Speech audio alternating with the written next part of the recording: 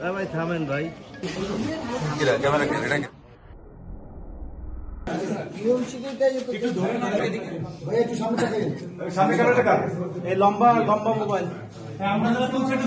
কাল দেশবাসীকে শুভেচ্ছা জানাচ্ছি। বাংলাদেশের ঐতিহাসিক নির্বাচন এবং ঐতিহাসিক ভোট এবং আমার জন্য এটি বিশেষভাবে গুরুত্বপূর্ণ, কারণ আমার এই ৩৩ বছর বয়সে জাতীয় নির্বাচনে কখনো ভোট দেওয়ার সুযোগ হয় নাই।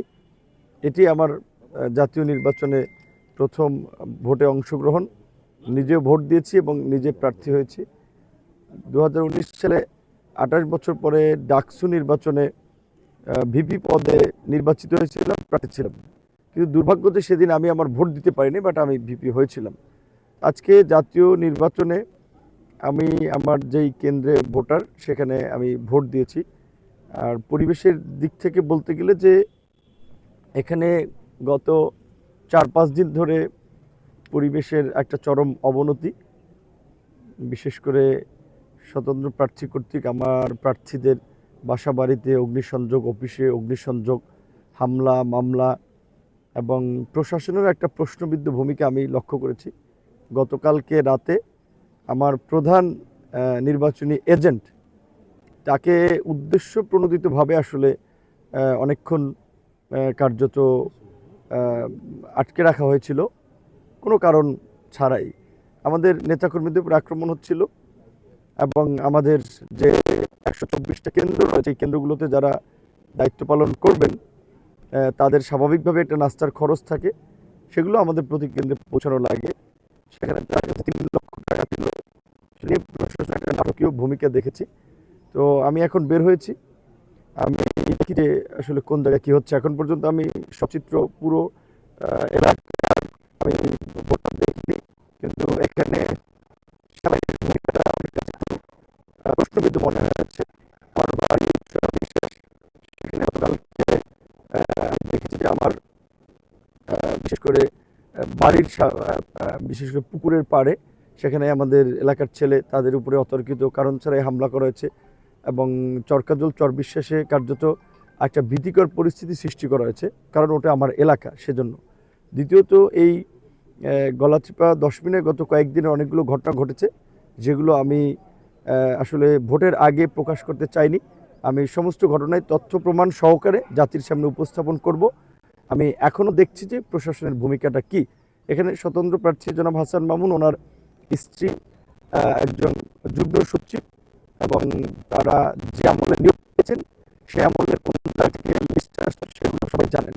বিতর্কিত প্রক্রিয়ায় নিয়োগ পাওয়া একজন অফিসার এই নির্বাচনকে প্রশ্নবিদ্ধ করার জন্য জুনিয়র অফিসারদের উপরে চাপ প্রয়োগ করা, বিভিন্নভাবে প্রশাসনকে ব্যবহার করা, এবং আমাদের এখানে আমি দেখেছি পুলিশ এবং বিশেষ করে রিটার্নিং কর্মকর্তার একেবারেই একটা নিষ্ক্রিয় ভূমিকা এবং কি কর্তব্য এটাই হচ্ছে পরিবেশ করেছে। আমি জানি না আসলে শেষ পর্যন্ত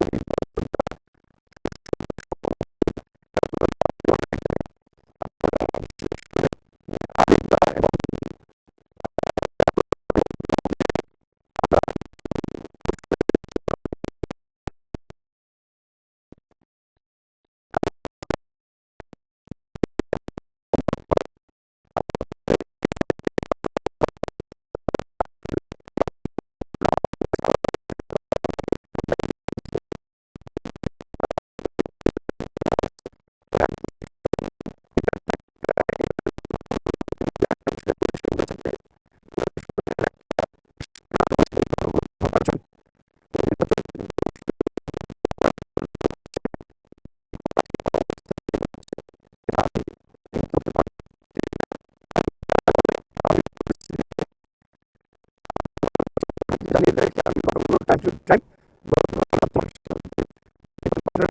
পরিষ্কারভাবে বলেছি যে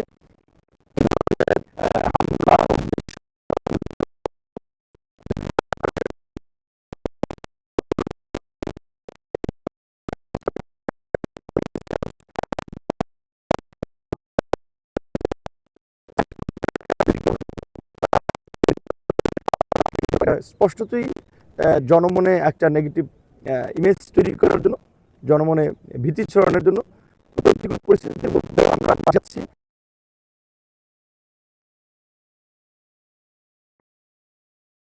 সিদ্ধান্ত আমরা নিতে পারি সেটাও আপনাদেরকে জানিয়ে দেওয়া হবে আমাদের অন্য নেতৃত্বের সাথে আলাপ আলোচনা করে। আপাতত আমি বিভিন্ন কেন্দ্র একটু ঘুরবো, তারপরে আমি বিশ্বের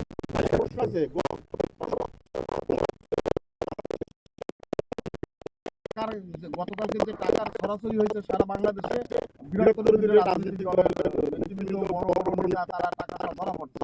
এটা বিগত 53 বছর হয়নি। আপনি একজন জাতীয় নেতা, একটা দলের প্রধান, ঢাকা বিশ্ববিদ্যালয়ের সাবেক ভিপি, এই বিষয়টা আপনি কিভাবে দেখছেন? প্রথম কথা, আমরা যদি আশা করেছিলাম যে জুলাই গণ অভ্যুত্থানের পরে রাষ্ট্রের চরিত্রের একটা পরিবর্তন হবে, রাষ্ট্র পুনর্গঠন করব, প্রশাসন, জনগণ, নাগরিকদের একটা নতুন বোধোদয় হবে, কিন্তু অত্যন্ত দুঃখ এবং পরিতাপের সাথে বলতে হচ্ছে যে কিছুই বদলায় নাই। যার ফলে এই যে নির্বাচনে যে পুরানো যে কালচার, পেশি শক্তি এবং কালো টাকার আধিপত্য এবং প্রভাব, এই নির্বাচনেও তাই হচ্ছে। নির্বাচনে অতীতেও টাকা পয়সার ব্যবহার হয়েছে, এই নির্বাচনে হচ্ছে। হয়তো এই নির্বাচনে একটি প্রধান প্রতিদ্বন্দ্বী রাজনৈতিক দল যারা বিগত নির্বাচনগুলোতে অংশ নিত, আওয়ামী লীগ নাই, এখানে বলা চলে এক পক্ষের মধ্যে একটা প্রতিযোগিতা হচ্ছে, মানে সবাই একসময় অপোজিশন ছিল, যার ফলে এখন নিজেরা নিজেদেরকে ঘায়েল করার জন্য নানান ধরনের তৎপরতায় লিপ্ত রয়েছে অনেকেই। সেই কারণে হয়তো টাকা পয়সার বিষয়টি সামনে আসছে। কিন্তু বাংলাদেশের এই সংসদ নির্বাচনে আসলে যদিও প্রার্থীরা একটা হিসাব দেখায় 20 লাখ 30 লাখ টাকা খরচ যায়, তাদের আয় দেখায় যেমন 5 লাখ 10 লাখ 15 লাখ টাকা আয়, অথচ তারা চড়ে 20 টাকার গাড়িতে। ঠিক একইভাবে নির্বাচনে অ্যাভারেজ এই একটা এমপি নির্বাচন করতে 5 থেকে 7 কোটি টাকা মোটামুটি প্রার্থীদের খরচ যায়। কিন্তু দেখবেন সবাই নির্বাচন করতে সাবমিট করে দেবে 20 লাখ 25 লাখ 22 লাখ টাকা খরচ গেছে। তো এটা একটা প্রতারণা। এই পরিস্থিতি থেকে বের হয়ে আসা দরকার। আমরা তরুণরা চেয়েছিলাম বের হতে, এবং এই নির্বাচনে আমরা টাকা খরচ করতে পারছি না, যে কারণে আমরা প্রশাসনের অনেক ক্ষেত্রে সহযোগিতা পাচ্ছি না, কারণ তারা এক্সপেক্ট করে যে আমরাও তাদেরকে পয়সার সাথে সুযোগ সুবিধা তারা নিশ্চিত করবে, কিন্তু আমরা তো এই টাকা পয়সা খরচ করবো না, দিতেও পারবো না। এখন সেই কারণে প্রশাসনের ভূমিকাটা প্রশ্নবিদ্ধ, নাকি তারা কারো পক্ষে অবস্থান নিচ্ছে, নাকি আমাদেরকে নির্বাচনের মাঠ থেকে আসলে উঠিয়ে দেওয়ার জন্য তাদের এই প্রশ্নবিদ্ধ ভূমিকা, সেটা আমি এখনো বুঝতেছি না। তবে যেহেতু আমরা এই পরিবর্তিত পরিস্থিতি আজকের তৈরির জন্য আমরা সংগ্রাম করেছি, ত্যাগ করেছি, কাজেই এই নির্বাচনে কোনো ধরনের অনিয়ম হলে সে যত বড়ই সরকারি কর্মকর্তা হোক আর যেই হোক না কেন, তাকে আইনের কাঠগড়ায় দাঁড় করানোর জন্য আমাদের যা কিছু করা লাগে আমরা সেটা করব। তাই আমরা এই প্রথমার্ধে এখনও সতর্ক করে বলছি, প্রিজাইডিং পুলিং অফিসার, সহকারী প্রিজাইডিং অফিসার, এমনকি এখানে যারা দায়িত্ব পালন করছেন অন্যান্য আইন শৃঙ্খলা বাহিনী সহ প্রশাসনের ঊর্ধ্বতন কর্মকর্তারা, আমরা যদি বেঁচে থাকি, এই নির্বাচনে যদি কেউ অনিয়ম করে, তার হাতে আইনের হাতকড়া পরানোর জন্য আমাদের জীবনের সর্বোচ্চটুকু দিয়ে হলেও আমরা কিন্তু লড়াই চালিয়ে যাব, এবং আমরা লড়াই করা পাত্র, আমরা লড়াই হারি না, সেটা আমরা অতীতে প্রমাণ করেছি। কাজেই এই নির্বাচনে কেউ কোনো ধরনের অনিয়মের চেষ্টা করবে না, কোনো পক্ষপাত দুষ্ট ভূমিকা পালন করার চেষ্টা করবে না, তাদের পরিণতি শুভ হবে না, এটা আমরা সতর্ক এবং হুঁশিয়ার দিয়ে বলতে চাই।